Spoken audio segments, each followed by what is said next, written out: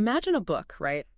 A book so powerful, so deeply resonant with individual truth that it was actually forbidden in its own country. But then it goes on to win a Nobel Prize, captivates the entire world. How does one piece of literature do that? Defy an empire, speak to something universal? It's an amazing question. Okay, let's unpack this. Today, we're taking a deep dive into Boris Pasternak's massive novel, Dr. Zhivago.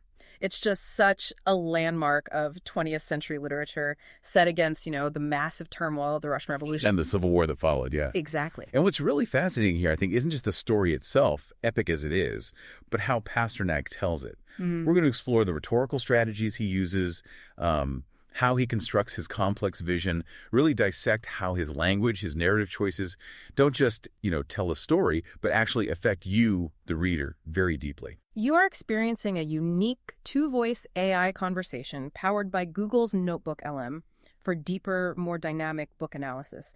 So Pasternak's voice, it carries such weight. Why is that? This is where it gets really interesting, I think.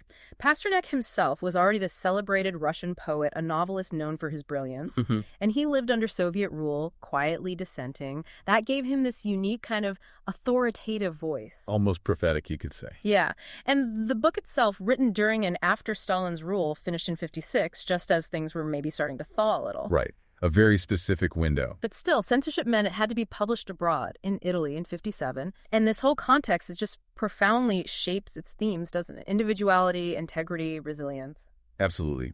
And connecting that to the bigger picture, Pasternak was, surely writing with Russian readers in mind.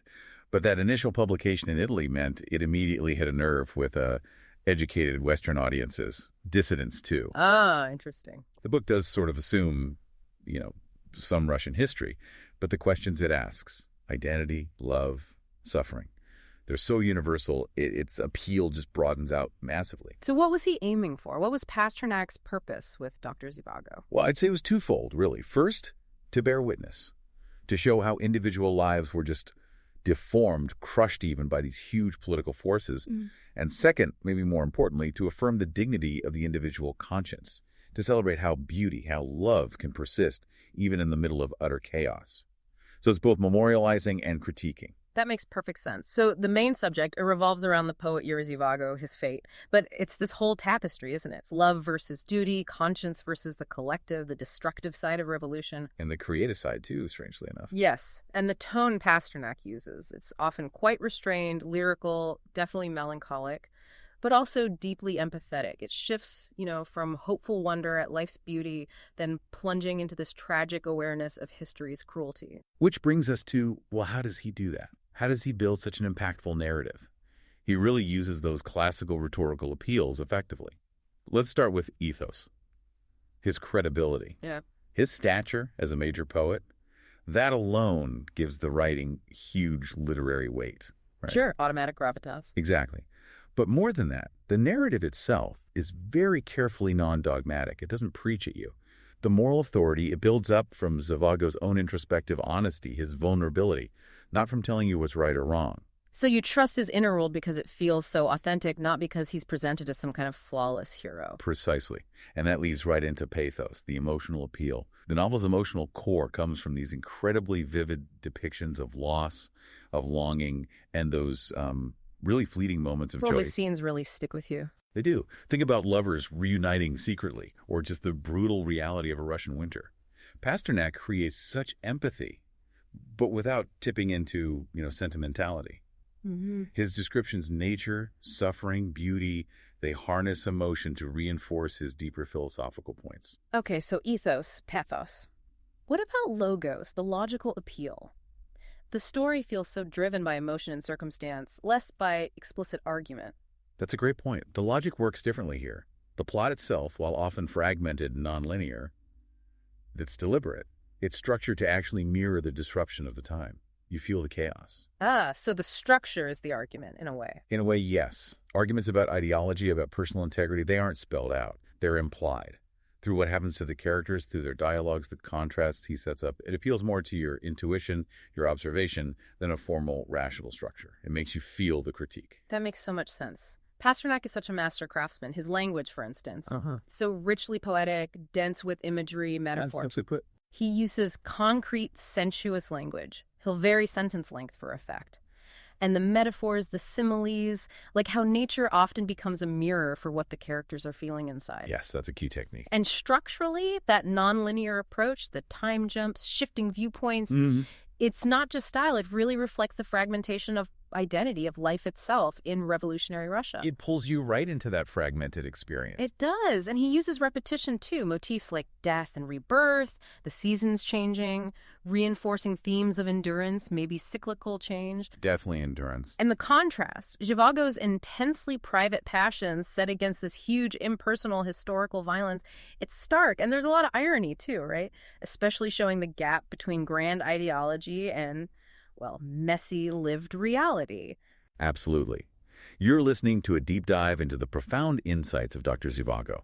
And for even more pathways to understanding, we invite you to explore Mindful Moments on our YouTube channel, where AI book analysis aims to inspire reflection and rational thought.